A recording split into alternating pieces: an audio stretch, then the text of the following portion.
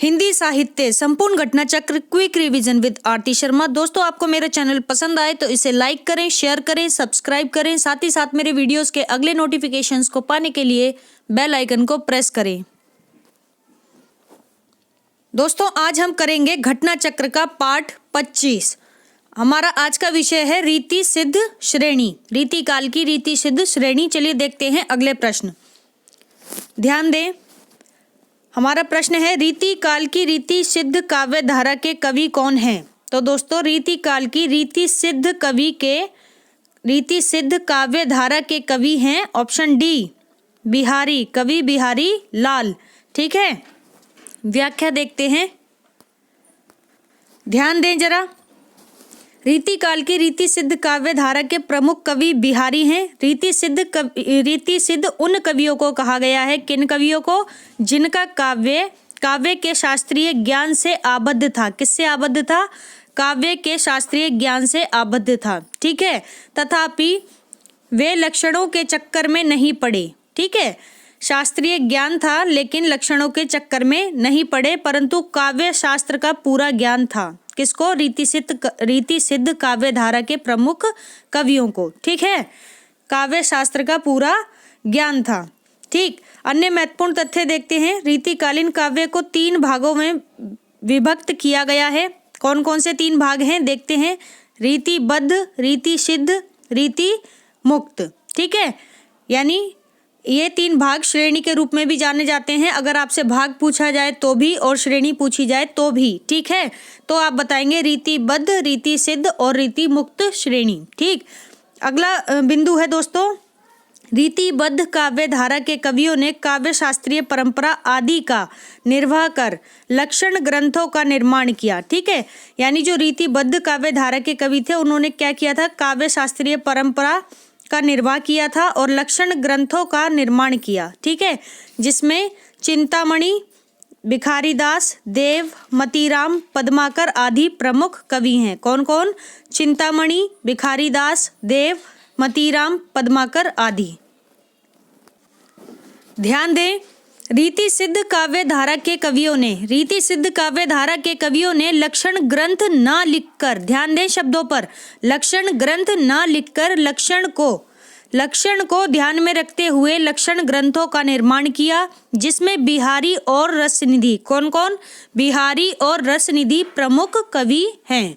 ठीक है, अगली पंक्ति देखिए, रीति मुक्त काव्य धारा के कवियों ने रीति काल की परिपाटी को त्याग कर, किसको? रीति काल की जो बंधी बंधाई परिपाटी चली आ रही थी उसका त्याग किया और स्वच्छंद रूप से श्रृंगार काव्य की रचना की। ठीक है, स्वच्छंद रूप से, स्वतंत्र होकर। ठीक है, जिसमें घनानंद, आलम, बोधा, ठाकुर, कौन कौन?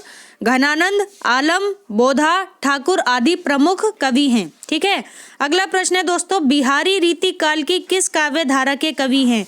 तो बिहारी रीति काल के रीति सिद्ध श्रेणी के कवि हैं। ठीक है, ध्यान रखना, रीति सिद्ध श्रेणी के कवि हैं। कौन? कवि बिहारी लाल। बहुत ही इंपॉर्टेंट प्रश्न है दोस्तों।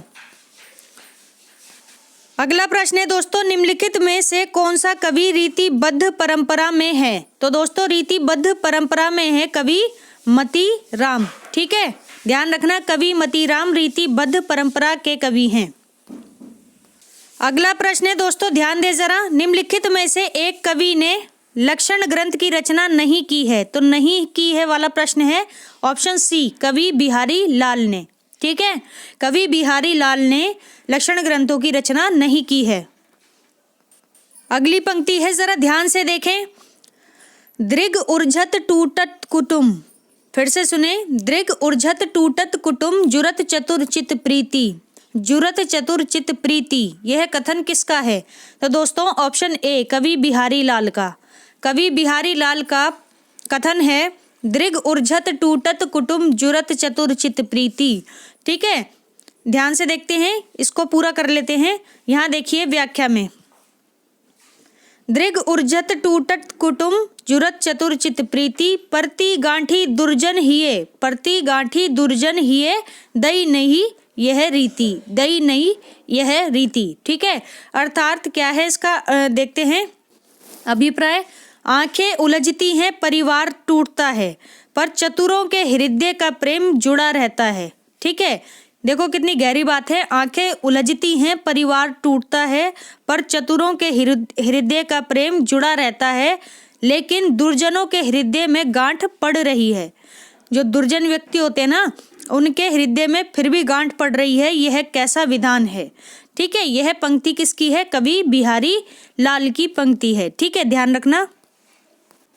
ध्यान से देखें, अगला प्रश्न है, बिहारी सतसई में दोहे कितने हैं? तो बिहारी सतसई में दोहों की संख्या कितनी है? Option C 719। ठीक है, 719 दोहे हैं किसमें? बिहारी सतसई में। ठीक है, और बिहारी की एकमात्र रचना है बिहारी सतसई। ठीक है, ध्यान रखना। और इसी की वजह से ये इतने प्रसिद्ध हो गए कि आज भी हम इन्हें पढ़ते हैं। ठीक, तो रीति काल रीति सिद्ध के धारा के कवि हैं। रीति काल की रीति सिद्ध धारा कहो, श्रेणी कहो, के कवि हैं कौन? कवि बिहारी। ठीक है, इनकी एकमात्र रचना क्या है? सतसई है, जिसे हम बिहारी सतसई के नाम से जानते हैं। और दोस्तों यहाँ आपको बता दें, सतसई का मतलब होता है 700। ठीक है, अपनी इसी एकमात्र कृति से हिंदी साहित्य में ये हमेशा के लिए अमर हो गए।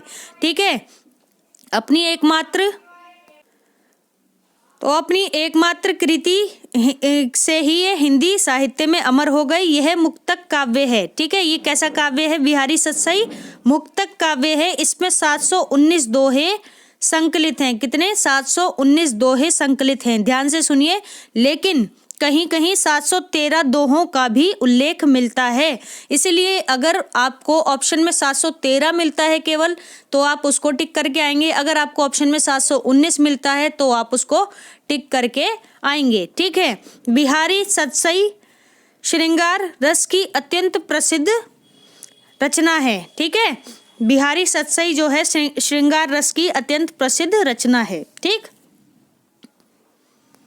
ध्यान दें, इसका एक एक दोहा हिंदी साहित्य का एक एक अनमोल रत्न माना जाता है। भाषा शिल्प की दृष्टि से भी बिहारी सतसई ब्रज काव्य की महान विभूषी है। कौन सी भाषा की महान विभूषी है?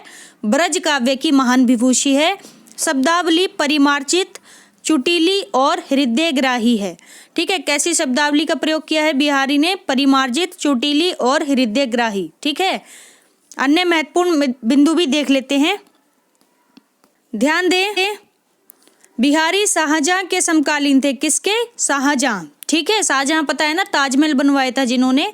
ठीक है, तो बिहारी शाहजहां के समकालीन थे। समकालीन यानी उसी समय के, उन्हीं के समय के। ठीक है, राजा जयसिंह के राजकवि थे। राजा सवाई जयसिंह थे ना, जयपुर के राजा, उनके राजकवि थे। ठीक है, और बिहारी का जन्म कहाँ? 1595 ईस्वी के लगभग ग्वालियर में हुआ था। ठीक है, ये बात ध्यान रखना, 1595 ईस्वी में ग्वालियर में हुआ था। वे जाति के माथुर चौबे थे। क्या थे? माथुर चौबे थे। इनके पिता का नाम केशव राय था। क्या था? पिता का नाम केशव राय था। इनका बचपन बुंदेलखंड में बीता था। बुंदेलखंड पता है ना, कोई एक पर्टिकुलर जगह नहीं है, ये 5 या 6 जगहों को मिलाकर एक बुंदेलखंड बना है। ठीक है ना, ध्यान रखना इस चीज को। और युवा अवस्था ससुराल कहाँ थी? मथुरा में व्यतीत हुई। युवा अवस्था में ये अपने ससुराल में आ गए और 1664 ईस्वी में इनकी मृत्यु भी हो गई। ठीक है, इतनी बातें जो हैं आपको बिहारी के संबंध में आपको याद रखनी है, मुख्य बातें। ठीक है, इनका जन्म 1595 ईस्वी और मृत्यु 1664 ईस्वी। ठीक है, ध्यान रखना। अगला प्रश्न है दोस्तों, बिहारी की रचना का नाम क्या है? तो दोस्तों बिहारी की रचना का नाम है क्या? बिहारी सतसई। ठीक है, ध्यान रखना, बिहारी सतसई।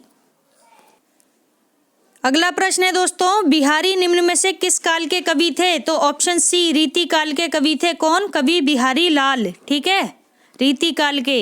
अगला प्रश्न है, ध्यान से देखें, बिहारी सतसई किस भाषा का काव्य ग्रंथ है? तो दोस्तों बिहारी सतसई ऑप्शन ए ब्रज भाषा का काव्य ग्रंथ है। ब्रज भाषा का काव्य ग्रंथ है बिहारी सतसई। ठीक है, अगला प्रश्न है दोस्तों, ध्यान से देखें। रीतिकाल का वह कौन सा कवि है जो अपनी मात्र एक कृति से हिंदी साहित्य में अमर हो गया? ये बहुत ही इंपॉर्टेंट प्रश्न है। तो रीतिकाल के कवि कौन है? बिहारी लाल। बिहारी लाल ऐसे कवि हैं रीतिकाल के जो अपनी एकमात्र कृति से हिंदी साहित्य में हमेशा के लिए अमर हो गए। ठीक है, इतनी बात याद रखें। तो दोस्तों हमारा आज का वीडियो यहीं समाप्त होता है। Thanks for watching. अगर आपको मेरे वीडियोस पसंद आ रहे हैं तो इन्हें लाइक करें, शेयर करें, मेरे चैनल को सब्सक्राइब करें। साथ ही साथ मेरे वीडियोस के अगले नोटिफिकेशंस को पाने के लिए बेल आइकन को प्रेस करें। धन्यवाद दोस्तों।